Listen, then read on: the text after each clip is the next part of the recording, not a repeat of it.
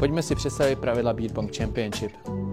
V lize trojic tvoří tým 3 hráči, z toho alespoň jedna musí být slečna. V lize dvojic tvoří tým 2 hráči libovolného pohlaví. Tým musí tvořit stejní hráči po celý turnaj. U jednoho stolu proti sobě stojí 2 týmy, každý na svém konci stolu. Na obou koncích stolu je rozestaveno 6 kelímků do formace trojúhelníků s vrcholem směřujícím k soupeři. Na kraji stolu je 1 kelímek s vodou na omývání míčku. Každý tým má k dispozici 1 pingpongový míček. Cílem hry je míčkem postupně trefit všech 6 soupeřových kelímků, a to dříve než soupeř. Tým, kterému se to takto povede, vítězí v zápase. Před zápasem proběhne stříhání kámen, nůžky, papír mezi zvolenými zástupci z obou týmů. Vítěz zahajuje hru. Týmy se pravidelně střídají v házení vždy po jednom hodu. Pokud se hráč trefí do soupeřova kelímku, je tento kelímek odstraněn ze hry. Všichni hráči v týmu se pravidelně střídají po jednom hodu. Toto pořadí se v průběhu hry nesmí měnit. Existují 2 způsoby házení, hod napřímo a hod odrazem.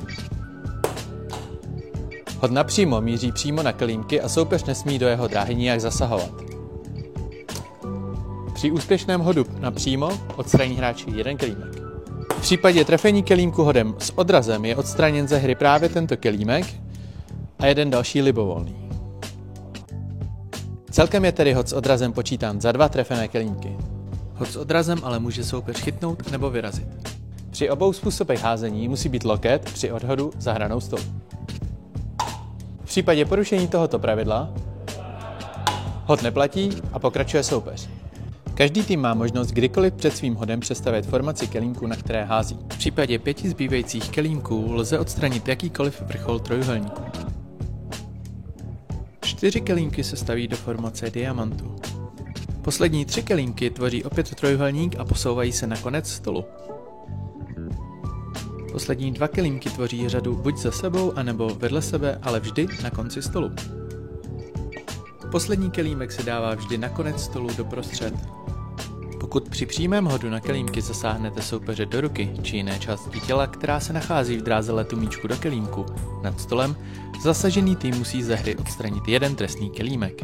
Prudká střela s cílem zasáhnout pouze soupeře v ruce je však zakázána a trefená ruka nemůže být započítána jako trestný kelímek. Pokud se míček odrazí od hrany kelímku nahoru, můžete ho chytnout nebo vyrazit. Při variantě hry s průhlednými kelímky, pokud míček rotuje po okraji kelímku a ještě se nedotkne hladiny, je možné jej vyfouknout ven. Rozptylování soupeře jakýmkoliv způsobem bez fyzického kontaktu je povoleno, pouze však na vlastní polovině. Nesmí se však nepřetržitě zakrývat výhled na kelímky. Pokud hráč například svou nešikovností převrhne 1 nebo více kelímků svého týmu, jsou tyto kelímky odstraněny ze hry. V případě, že soupeř trefil poslední kelímek, po případě 1 ze 2 posledních kelímků hodem odrazem, má tým ještě možnost 1 dohozu. A tím tak vylepšit si své skóre, nebo zápas dokonce vyrovnat a poslat do prodloužení. Je prodloužení 1 kelímek na 1 kelímek. Pokud se situace s úspěšným dohozem opakuje, hraje se další prodloužení, a to až do rozhodnutí.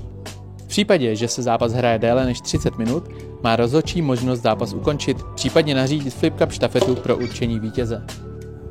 Hra končí v momentě, kdy jeden z týmů trefí poslední kelímek a soupeř neodpoví úspěšným dohozem. Zástupce vítězného týmu nahlásí výsledek organizátorovi.